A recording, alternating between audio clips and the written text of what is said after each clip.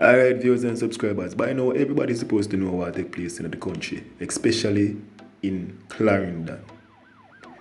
The Rancock gang has been disassembled, viewers and subscribers, only to find say at least 8 members of the JCF are amongst the Rancock gang, you understand? And it is alleged that the Rancock gang is actually led by a JCF member. This is definitely not something the nation wanted to hear, viewers and subscribers, just to say the least. The ones that are here to protect us are amongst the ones that are here to actually hurt us. There is corruption within the JCF, viewers and subscribers, and it has been explained to the detail by a senior former superintendent of police, Renito Adams, viewers and subscribers.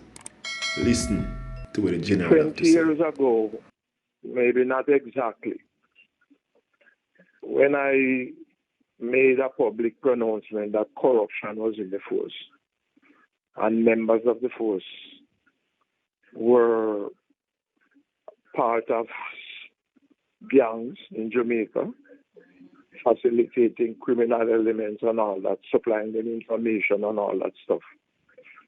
You know, I was ridiculed. I don't want to state a falsehood, but I think I was told by a senior person in authority that I should withdraw my statement and apologize. I didn't, because I knew at the time, and I still do know, that many members of the force, as it also now exists, are a part of the criminal elements underworld out there. But it is not by accident, it is by design. So gangs organize themselves and to make sure some of them members join the police force and the army and other security apparatus to exact all information, all the plans for raids, for roadblocks, for SO, and all these things, and to inform the gang. So much so that that they could operate without being caught. So if members are caught at this time, and I want to tell you too, they are not really policemen, they are only wolves in sheep clothing, so they take the opportunity to pronounce themselves or to project themselves as policemen or women.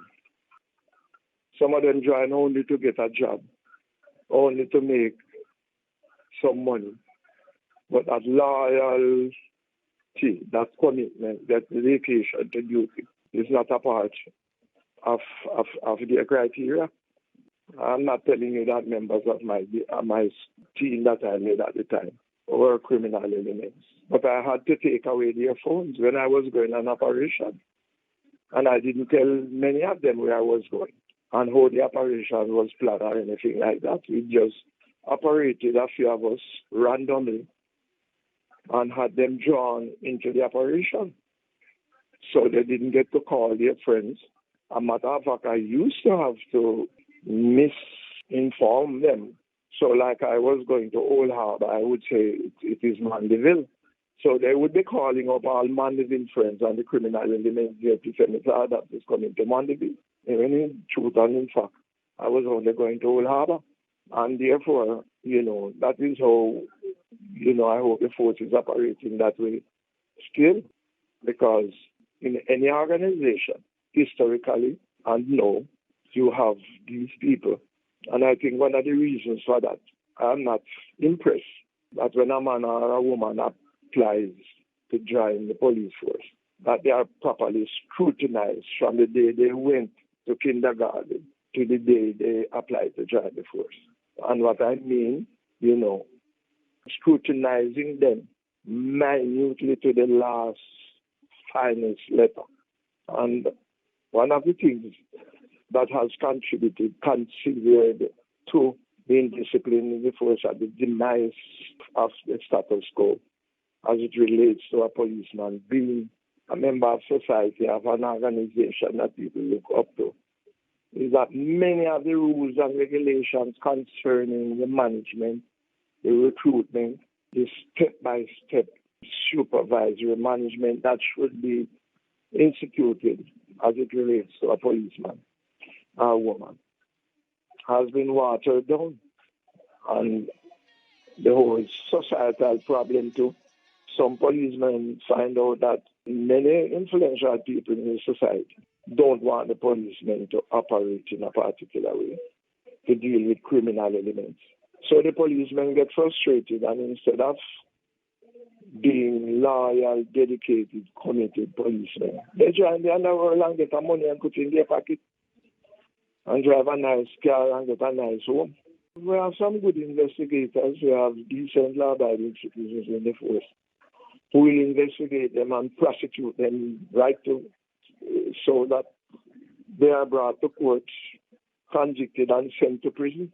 We have people who are in the force too, I think also in the majority, but you know the whole adage, just one bad apple spoil everything.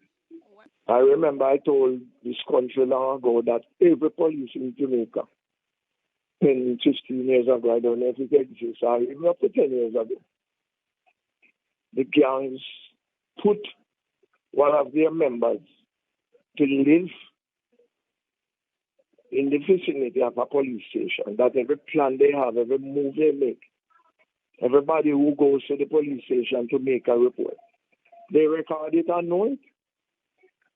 And that served at the time as a hindrance to effective and efficient police management.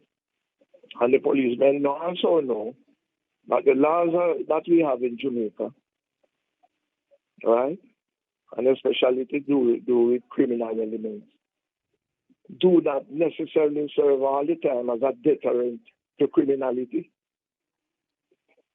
They get bail, they go out and commit the same crime as often as they get bail. And the society is afraid to keep criminal elements behind bars. I don't know why. Some society, some persons must be gaining benefits from these actions. I don't know what kind of heart I have, but I find no problem to keep a criminal behind bars when he's convicted for 100 years. Or if he's not yet convicted, keep them behind bars until they are either convicted or free. Obviously, with their rights being protected.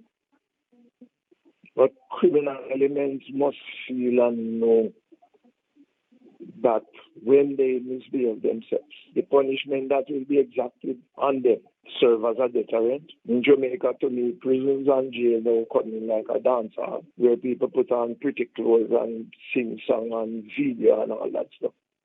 And the bling in prison and all that stuff. That doesn't serve to fight crime, my dear.